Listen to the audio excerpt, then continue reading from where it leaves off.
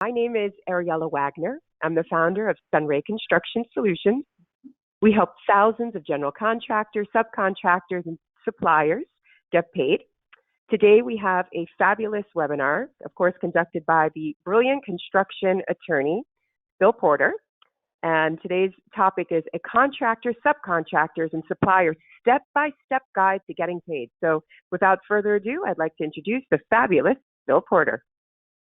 Thank you, Ariella. You're too kind, really.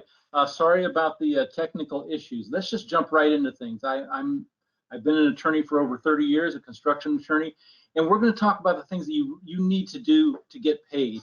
And Ariella and SunRay can certainly help you with all these things, but you need to know about them and the importance of them. The things I'm going to talk about in the next 20-25 minutes are your preliminary notice, mechanics lien, stop payment notice, and payment bond claim. Now, these are the special remedies that you have to know about in order to really push the issue of getting paid. Sure, you can always sue for breach of contract, and that's nothing new, but once you don't get paid, there are certain steps that you have to take to protect your rights, and that's what we're going to talk about. So let me move further in on this, and you know what? You're going to press the space bar. I'm pressing the space bar. Go ahead and click on the PowerPoint and then press the space bar. Okay. So there you go. Great. Very good. Thanks, Ariella. Okay. This is just some background on myself. Anyway, you get a lot of things in a list about you when you've been doing construction law for 30 years. But the statutes that we're going to talk about today are ones that I worked on revising, about 10, 12 years ago. For the state of California, I was a chair of a committee that did this, so I know about these things. Anyway, let's talk about the preliminary notice. The preliminary notice is something that you have to deal with very early on in the job in order to protect your rights to a mechanics lien, a stop payment notice, or a payment bond claim. So looking on the screen here, subject to a few exceptions, this preliminary notice is a prerequisite to all these claims, these special claims, mechanics lien, stop payment notice, and payment bond claims. Now, subs and material suppliers to a project are required to serve the preliminary notice on the owner, the direct contractor, and the construction lender if there is one. And here's the code sections. They're noted here.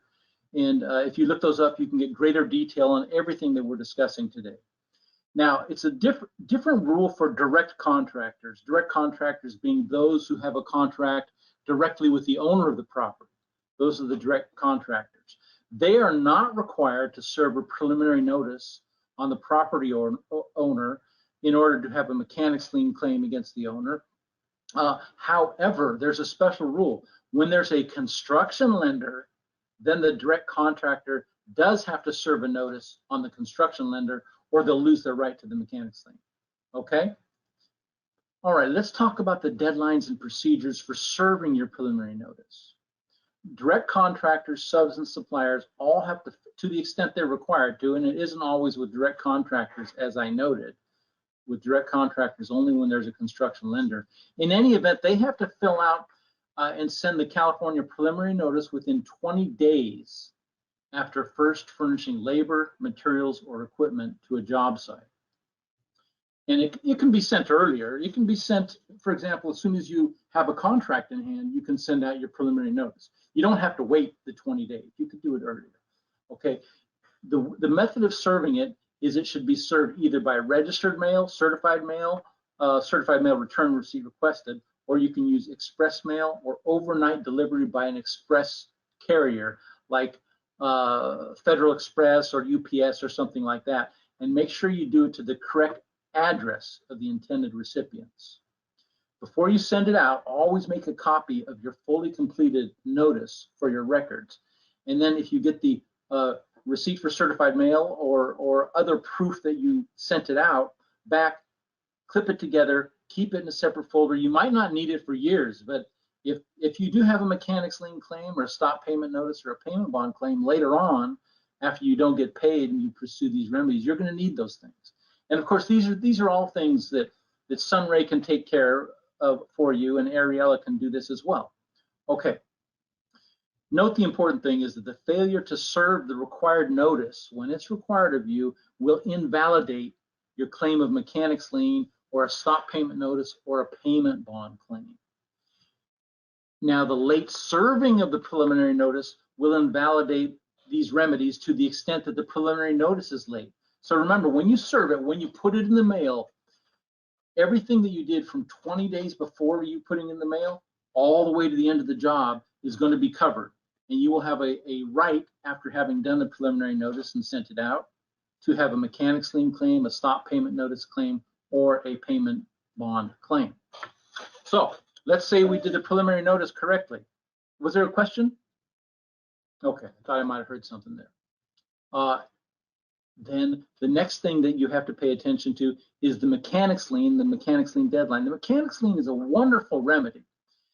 I would say on a private project, it's the most valuable tool available to contractors, subs, and material suppliers who've not been paid if they performed work or supplied materials on a private works project. The mechanics lien document is filled out and then it's recorded at the county recorder's office in the county where the work was performed. Then it's also served on the owner of the property. And if you can't find the owner or they move their address, you can also serve the original contractor and the construction lender. It's like a substitute service. However, if you get to the point where you're going to be doing a mechanics lien, maybe you want to serve it just to be sure on the owner and the original contractor. And if there is a construction lender, serve it on them as well. And again, this is the kind of thing that Ariella does, and she can take care of this for you because you don't want to make a mistake. And she knows what she's doing from years of having done this. Okay, what recording the mechanics lien does, it gives the claimant an interest attaching directly to the owner's property where the work was performed. And then if payment is not made, the owner's property can be sold to satisfy the debt. It's wonderful. I mean, let's say you're a sub or a material supplier. You don't have a contract with the owner, probably. You have a contract with the GC. It lets you jump right over the GC and sell the owner's property if you don't get paid. So you can imagine how valuable that is because it puts pressure on the contractor, the prime contractor, or even another sub if you're a lower tier subcontractor, but it puts a lot of pressure from the owner onto them so that they pay you, okay? And if not, hey, you can sell the owner's property with the mechanics lien. It's a very, very valuable tool. Okay, so let's talk about when do you record a mechanics lien? What are the rules in regarding to recording it? What's the timeline and all of that? So it's broken into here if you're a direct contractor or if you're a sub or material supplier. Now, if you're a direct contractor, meaning you have a contract with the owner, and there is a valid, let's say, a notice of completion, or maybe a notice of cessation recorded on the property, then the rule is that the direct contractor is going to have 60 days after a valid notice of completion or notice of cessation to record their mechanics lien. Now, they don't have to wait the 60 days. They can do it much, much earlier than that. As soon as there's a notice of completion or notice of cessation, under this rule, the direct contractor could record a mechanics lien. I should note something on though, and it's a second paragraph here. A notice of completion is only valid if it's recorded within 15 days after actual completion of the work improvement. And a notice of cessation, which is not as common, it can only be recorded after the work on the project has stopped for a continuous period of 30 days. And I'll tell you, usually you see a notice of completion. And as noted, it has to be recorded within 15 days after actual completion. I believe that probably half of notices of completion are not valid. And when you see a notice of completion, don't assume that it's valid. I think you kind of have to assume that it's not valid. And don't let it deter you from recording a mechanics lien, because when you're recording a mechanics lien, how are you going to know at that moment whether a project has actually been completed? You don't know all the trades that were working out there. It's the entire project being completed and not your work. And you don't know if it's 15 days, 14 days, 16 days, who knows? You have to assume pretty much that a notice of completion is not valid, and go ahead, don't let it deter you, and then record your lien. Then you find out later if the notice of completion was valid or it wasn't valid. Okay, now subs and suppliers is a different rule. You saw direct contractors have 60 days to record their lien, and subs and suppliers after a notice of completion or notice of cessation, they are going to have as few as 30 days after the date of the recording of the notice of completion or notice of cessation. Okay, there's some extra rules. You can look up these code sections, but for many private projects, not projects that are residential, small residential projects, but for commercial projects, actually the owner is supposed to let you know if there's a notice of completion. And if they don't let you know, then you're going to have more time, up to 90 days after actual completion, because they were supposed to let you know that there was a notice of completion. Okay, then let's say there's no valid timely notice of completion, or maybe there's one, let's say they recorded one and it's not valid, or there's none recorded at all. So if there's no valid notice of completion recorded, then everybody, contractors, subs, and suppliers, they're all going to have 90 days after actual completion of the work of improvement to record the mechanics lien. So actual completion, what is that? Look at this part here in this slide. You have three choices. If there's actual completion, let's say you can tell by all measures that the work is completed, or maybe you can't tell, but the work stopped and the owner or the owner's agent occupies the work of improvement, or third, there's a cessation of labor for a continuous period of 60 days. Then you pick the earliest of those, and that will be the date of completion, of actual completion, the earliest of A, B, or C. And then everybody, contractors, subcontractors, and suppliers, they're all going to have 90 days after that date to go and record their mechanics lien. Okay, so now we're talking about these really far out dates, you know, the 30, the 60, the 90, all of that. You don't have to wait to get right up to the deadline. Once you're done with your work, or you've waited long enough and the project isn't done, but you're done, then you can record your mechanics lien. The main thing is that you're done, all right? And if you think you're not going to get paid, then you probably want to get your lien on file. Maybe you'll get it worked out sooner. Maybe there's going to be a whole bunch more liens coming, but you're going to be the first one there, and maybe you can get it worked out sooner. Okay, we'll talk about the deadline for filing a lawsuit in a moment, and that's important on this too, to getting things worked out within that period of time. So the procedure to record a mechanics lien, it's simple.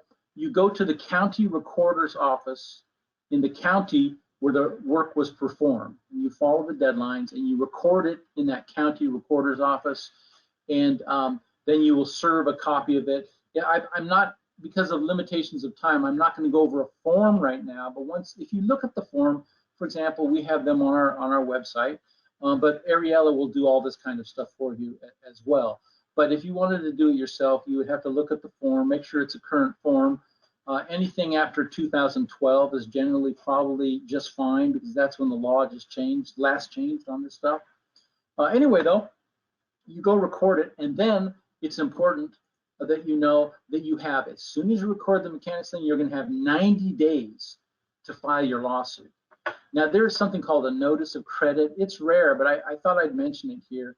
It's something that you have to get the owner to sign, the owner of the property to sign before a notary public, and then record that, and it'll extend the deadline for filing your lawsuit. But you know, I don't think that's the best pathway forward. I think that probably you should record your mechanics lien, do everything you can to get things worked out during the 90 days, and then somewhere between the 80th and 90th day, you should probably file your lawsuit. Okay, and you can't rely on the checks in the mail, or hey, don't forget, they could give you a check and then bounce the check. And if you miss the deadline, you miss the deadline. So don't go right up to the 90th day on your lawsuit. Okay, and when you do your lawsuit, you're going to be able to put other claims in it too. Of course, you can have your breach of contract claim. And if you have a stop payment notice or a payment bond claim, you're going to have that in there as well. Okay, so that is the mechanics lien. The next subject is the stop payment notice. What this is a notice that you're going to send to the owner or the lender, and it's going to say, hey, I'm owed money. I'm owed $100,000. Please hold this money for me and set it aside, and don't give it to the general contractor or to the owner if you're a lender, because I'm making a claim on that money.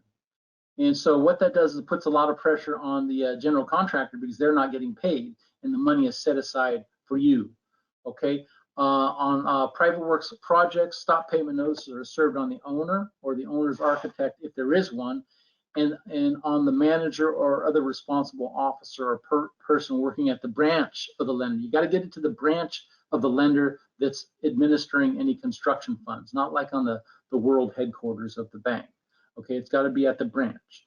Okay, and then the time periods within which you must give the stop payment notice on a private works project are the same as those for recording a mechanics lien. And don't forget, the stop payment notice can be used in conjunction with the mechanics lien claim or the payment bond claim. So you can do all three of them to the extent that they're available, plus the breach of contract, plus there's some other claims like prompt payment remedies, and it all goes into the same lawsuit. Doesn't mean you'll collect 3 times, but at least if you messed up on one of these remedies, you may have the other one to help you out. There's something I should note in regard to if there is a construction lender. What this page is about is that if there is a construction lender on a project, private project, and you do a stop payment notice, then you're going to have to get a bond to go with that stop payment notice from a bond company that does stop payment notice bonds. If you don't have a bonded stop payment notice, then the construction lender is just going to ignore your stop payment notice, because that's the rule on construction lenders. So if there's a construction lender and you're going to do a stop payment notice, go and get it bonded, or they'll ignore it. And they won't let you know that they're ignoring it. They will simply ignore it. And then later on down the line, maybe when you sue, then they pop up and say, oh, there was no bond. And then you're unable to collect on the stop payment notice. These are things that Ariella and SunRay know all about this stuff. So if it seems a little bit complicated to you, you know where to go. Okay, the procedure to give your stop payment notice, you're going to give it to the owner and the owner's architect and the construction lender if there is one. If you're filling out a form and you're doing it yourself, you will see it's somewhat self-explanatory when you see the form. On the other hand, you might see the form and you go, oh, this isn't for me. And then it's a phone call to Ariella, right? Okay, and then you serve it. You can serve these things by personal service, but that's not a good idea. It's legal, but it's not a good idea because it's difficult to prove that you served it when you need to prove it maybe years down the line.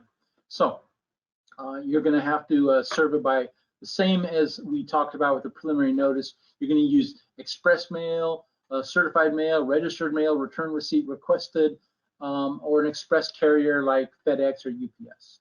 And when you're serving your stop payment notice on a construction lender, don't forget you got to send it to the branch where the construction funds are being held. And you're going to want to serve your stop payment notice. If there's a valid notice of completion, like we discussed before, recorded at the county recorder's office, then the sub or supplier has only 30 days to serve their stop payment notice. Okay, a direct contractor is not going to serve one of these because it'll stop the money from coming to them. So this is a remedy really for subcontractors and suppliers. And then don't forget, a lot of notices of completion are not valid because they're not recorded within 15 days after actual completion. So don't assert that, you're not going to want to assume that a notice of completion or notice of cessation is valid. The rule is like with mechanics liens, it's going to be full speed ahead and figure it out later. All right.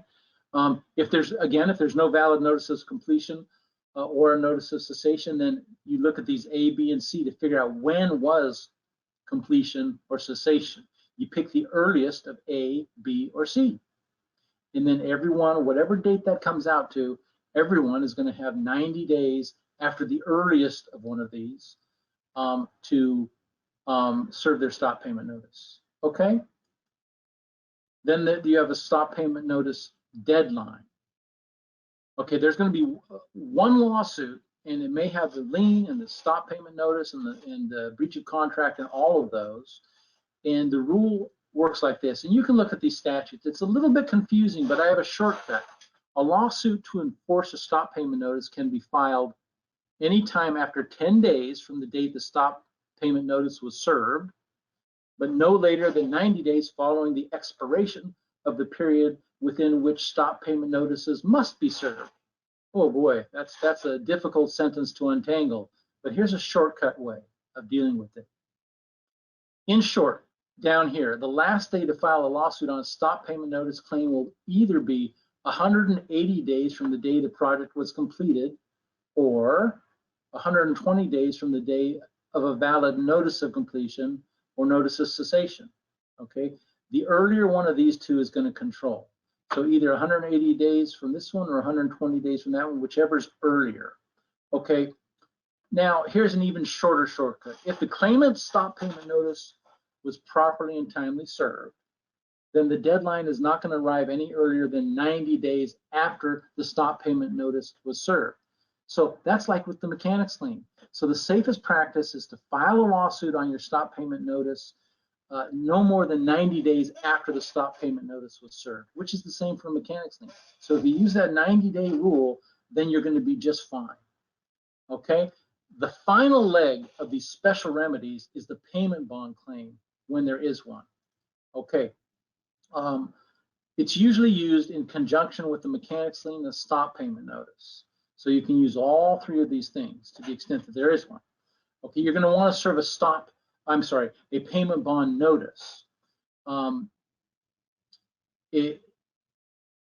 Even though a payment bond notice isn't always required before proceeding to sue on the payment bond in court, if the claimant originally served the preliminary notice, then a payment bond notice should be served within 15 days of the notice of completion after that's recorded. And if there's no notice of completion recorded, and there's a special rule if the claimant originally failed to serve the preliminary notice, if this happened, then there might be a way out of this. And you can serve the payment bond notice within 75 days from actual completion. Now, this is a special remedy if you messed up and didn't serve the preliminary notice, but I wanted to mention it because it's out there. It may save you when you didn't do a preliminary notice, but if you don't have to worry about this rule if you properly did the preliminary notice in the first place. Okay, when you're serving your payment bond notice, you're going to want to serve it on the bond principal. You're going to have to get a copy of the payment bond to figure this out, but the bond principal is usually the direct contractor. The owner will probably give you a copy of the payment bond. And then you also serve the payment bond surety. Okay, that's the payment bond company. You can serve them personally, but you can't prove it like I mentioned earlier. But so I would use registered mail or certified mail return receipt requested, or express mail or overnight delivery by an express service carrier. Then the lawsuit deadline is the next thing. It's longer than the others. So if the payment bond is recorded, then any lawsuit has to be filed within 6 months after the completion of the work of improvement. So that's basically twice as long as the 90 days that we discussed earlier. But if the payment bond is not recorded at the county recorder, then a lawsuit against the bond surety has to be filed within 4 years. Of course, you don't want to wait 4 years to get paid. So I would say that all of these remedies, the mechanics lien, the stop payment notice, and the payment bond claim, after you serve these things, I would calendar out 90 days for your lawsuit. And then probably you want to talk to your attorney, probably by at least 60 days, you should be talking to your attorney. And during all the time before, trying to get things worked out. So today we discussed the preliminary notice, the mechanics lien, the stop payment notice. I want to note just one last thing, a little distinction between private works and public works. We talked a lot about private works today because you can use the mechanics lien on private works. You can't use it on public works because that would result in the sale, potentially, of public property, which isn't going to be allowed. You can't sell the state capitol because you fixed the windows, okay? And then the stop payment notice, we talked a little bit about having a bond for your stop payment notice, but in public works, it's the main remedy is stop payment notices. You don't need a bond at all in public works. You'll never have to bond your public works stop payment notice. And the third is the payment bond. And in California, almost every single public works project is going to have a payment bond. So in public works, you're going to be looking not for the lien, because it won't be allowed, but for the stop payment notice and the payment bond claim, okay? And if you follow the rules and meet the deadlines and file the forms and try to get things worked out, and you use these three remedies, these are the best way that you can assure that you get paid. And then you have to bring them all together. If, as I'm sure she will, if and when Ariella does a nice job for you in putting these things together, get it over to your attorney, and your attorney can pick it up from there and take things forward. Also, there are some before I get to that, well, I'm at the end here, but there are some other important things. If you want to get paid, some of the very best things that you can do, one, in your contract, in your agreement, it's probably a very good idea to have an attorney fee clause, because then if you are in the right, you will have a lot of leverage because the other side is going to have to pay your attorney fees.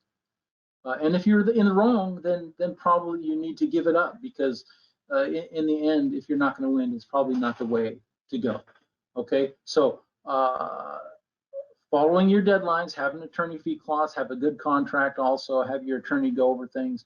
There are so many. I mean, I do much of what I just did in a 2-hour-long seminar, but of course today's kind of a shortened version. Anyway, I think that brings us to the end of the subjects I was going to discuss today. And Ariella, I'll turn it back over to you, and maybe there are some questions. Thank you so very much. Definitely a voluminous amount of information. And for all of our listeners, we actually will put this into a blog, and so that you could read it, and you'll receive a copy of this presentation as well. So far, we don't have any questions. This is an amazing opportunity. Go ahead. Let me add something, Ariella. I'm sorry. I have a number of articles on a lot of these subjects. If anybody wanted to read a little bit more about some of these things, they could go to our website, and there's an article section. It's just porterlaw.com. Just porterlaw.com. Fabulous. And if anyone has a situation now that they would like to discuss or ask a question, this is a great opportunity to ask Bill. Or if you have a question that you go, oh my goodness, I just thought about a question I'd love answered, and you forgot, feel free to send us an email, and we're happy to answer any of your questions. Yeah, or give me a call. My number's on the screen, and just say, hey, you were on the seminar today, and you had a question, and I'll be happy to help out. Terrific. Well, thank you very much. Really great job. And to all of our listeners, I wish you all a sunny day. Thank you, everyone. Bye-bye.